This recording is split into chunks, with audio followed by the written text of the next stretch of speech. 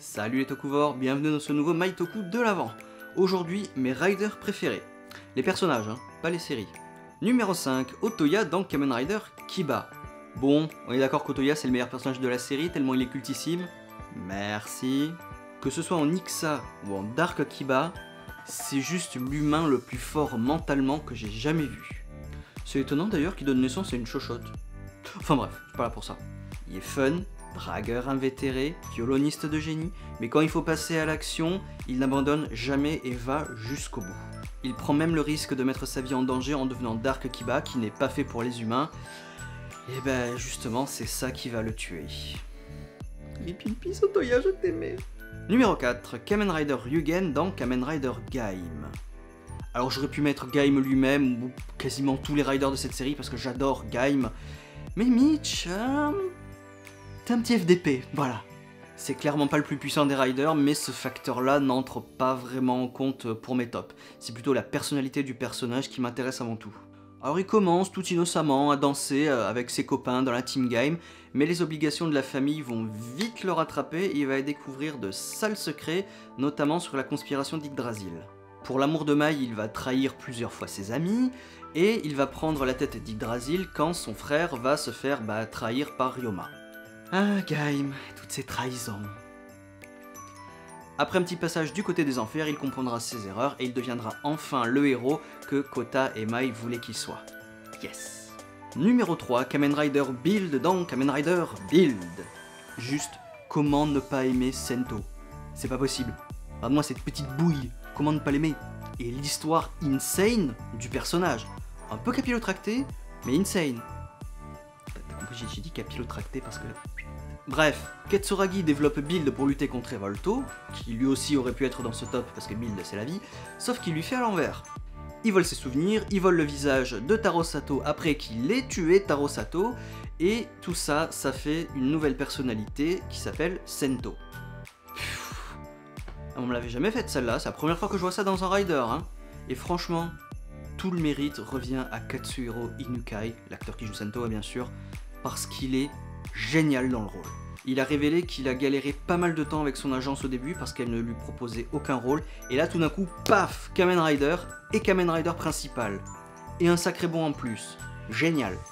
Quand Sento utilise Hazard pour la première fois et qu'il tue Aoba sans faire exprès, et qu'après il part en dépression, mais je l'ai senti la dépression. Hein.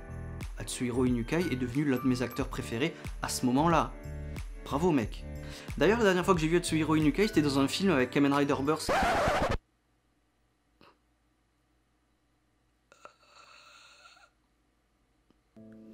Numéro 2, Kamen Rider Delta dans Kamen Rider Phase. Oui, mais le premier, Kitazaki, le dragon Orphénoc, parce que c'est un FDP.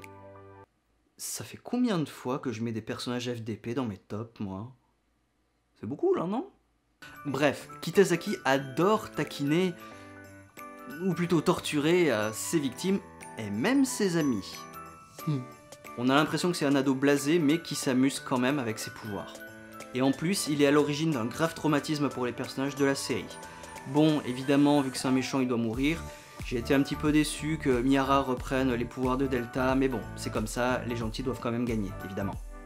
Petit point sur l'acteur, c'est Rei Fujita qui l'incarne, c'est-à-dire notre acteur franco-japonais préféré, aussi celui qui incarne Rei Makaikishi Zero dans la franchise Garo. Et Kitazaki, c'était son premier rôle, et il avait 15 ans. Pas mal du tout.